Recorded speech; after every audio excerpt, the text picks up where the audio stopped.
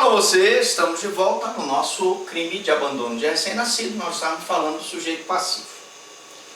A pergunta é, professor Franklin, até quando uma criança é recém-nascida? A criança é recém-nascida até a queda do colo do cordão umbilical. Caiu o cordão umbilical, ele não é mais recém-nascido. Uma forma que a doutrina entendeu de caracterizar o recém-nascido. Reparem que esse crime, como ele é especial em relação ao abandono de incapaz, ele só pode tipificar se for abandonada a pessoa recém-nascida. Só pode tipificar se for abandonada a pessoa recém-nascida. Razão pela qual eu não vou ter que falar em abandono de incapaz. O abandono de incapaz é a criança, o abandono de incapaz é o velho, maior de 60 anos, o idoso, não é? A pessoa que tem problemas mentais. Nesse caso eu vou ter o abandono de incapaz. Aqui eu estou falando de abandono de recém-nascido. Eu disse para vocês que o abandono de recém-nascido tem um elemento normativo, que é o motivo de honra. O que é o elemento normativo, professor Franklin? É aquele que o juiz tem que dar um juízo de valor.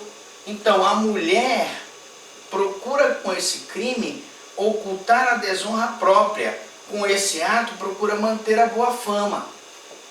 Nesse abandono de recém-nascido, ela que foi vítima de um estupro, que foi vítima de um relacionamento incestuoso, que foi vítima de um relacionamento adulterino, quer se ver livre do recém-nascido. Quer procurar manter a boa fama, a honra sexual, a reputação social e os bons costumes dela. E a pretexto disso ela abandona o recém-nascido. Veja que o ato de abandonar o recém-nascido já caracteriza o crime, mas eu posso ter o resultado agravado se o recém-nascido vier a sofrer lesão corporal ou vier a falecer. E aí eu teria um concurso, não é? Lembro-me de uma história de uma criança que foi encontrada na beira de uma estrada por um cidadão. O cidadão, ele deu vontade de fazer xixi, foi lá na estrada fazer xixi, encontrou, viu um choro de uma criança, foi abrir aquele saco e a criança estava lá.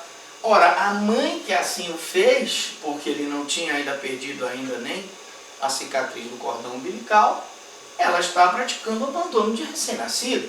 Se aquela criança tivesse lesionada, se estivesse morta, ela, além do abandono de recém-nascido, poderia responder pelo homicídio. Então, veja bem, a honra deve ser própria e não de terceiro. E aí, por isso que o Damásio inclui o pai adulterino e o pai incestuoso, porque a honra também é dele, como agente desse abandono de incapaz. Se a pessoa é desonesta ou conhecida, sua desonra, é incabível a alegação de preservação da honra. Imagine uma pessoa que está acostumada a praticar tráfico, né, de crianças, uma pessoa desonrada, uma pessoa desonesta. Nós vamos então ter uma conhecida desonra que não vai poder alegar motivo de honra.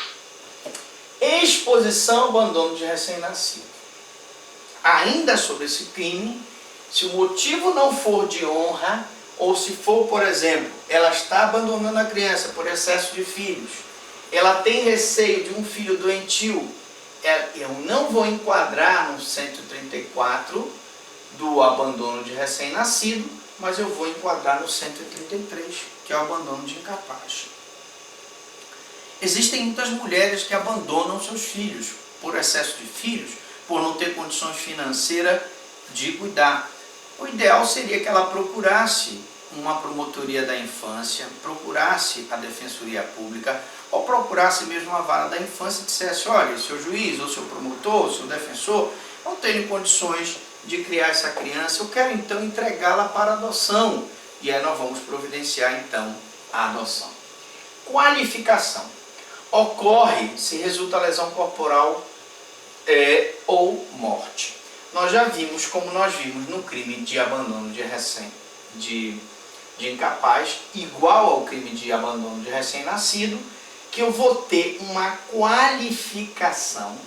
O crime vai ser qualificado se houver lesão corporal, vimos que a pena é de 1 a 5 anos, e se houver morte, vimos que a pena é de 4 a 12 anos.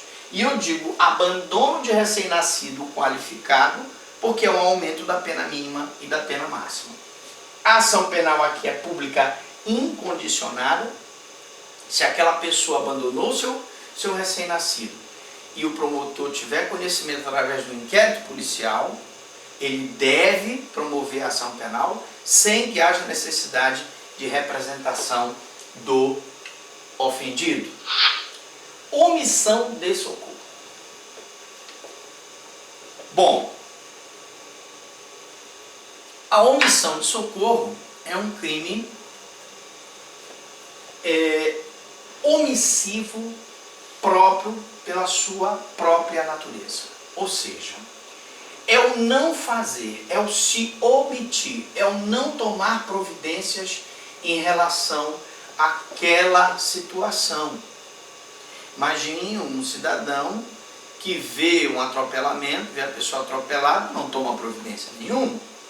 Imagine uma pessoa no hospital, está passando mal, o enfermeiro olha para ela, vê que está tendo uma parada cardíaca e não toma providência nenhuma.